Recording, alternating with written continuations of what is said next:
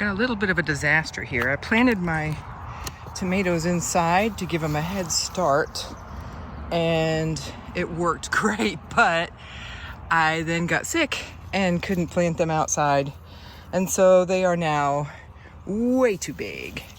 So I'm planting them in this raised bed. I realize it's a disaster in the making because how am I going to pick them when they get tall? My plan was to put them out there where I'm going to be building a high tunnel, but because I got sick, the high tunnel never got built. We tried to hire somebody, that didn't work out.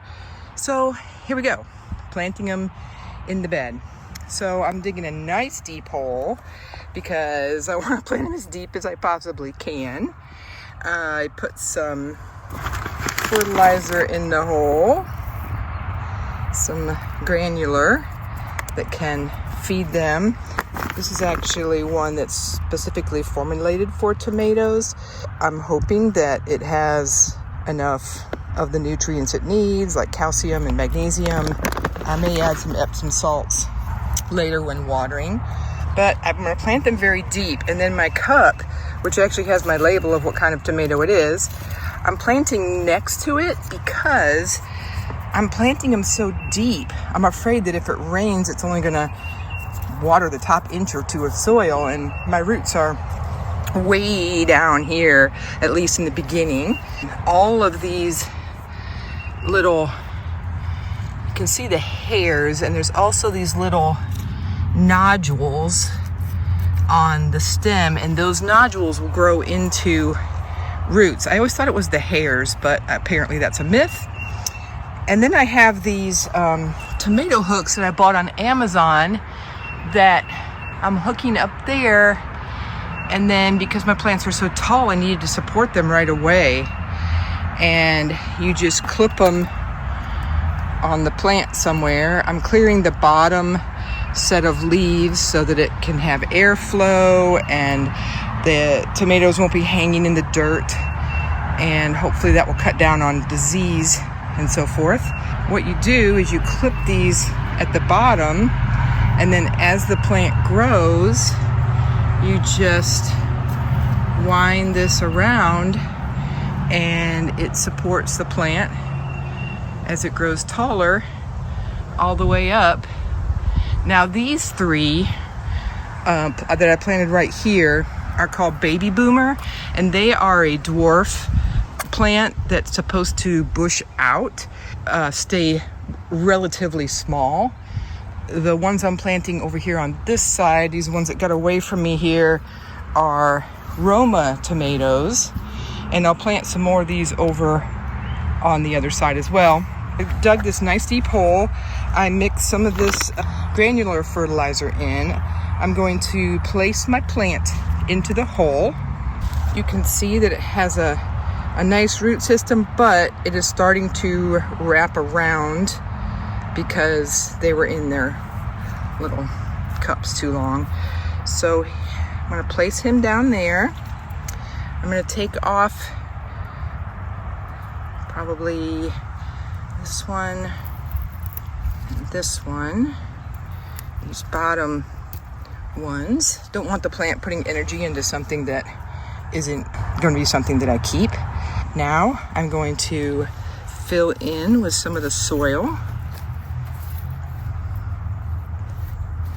Go ahead and firm that in. We want to get the air spaces filled with soil because air will prune roots and keep them from growing, and we want them to grow.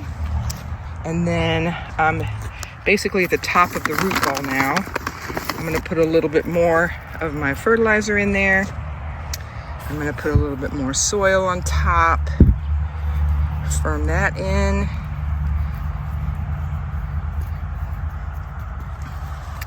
And then next I'm going to add a little bit of compost. This is a spent mushroom compost that we get at a local mushroom farm.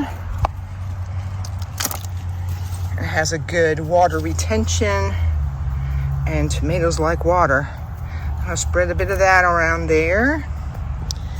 And that is about even with the top of the soil, and then he's going to get supported with a string.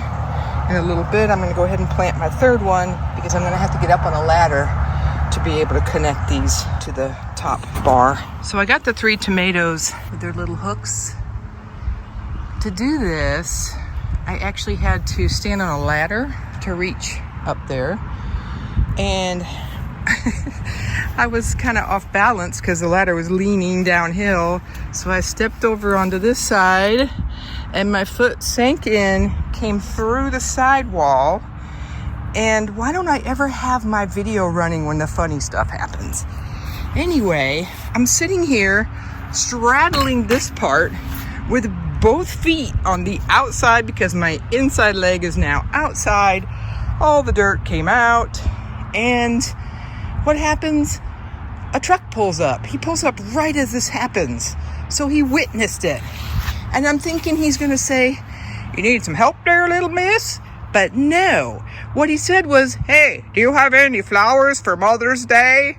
Seriously, dude, I'm sitting here trapped in a garden bed and you're asking me about flowers. So, I've done what I'm going to do here.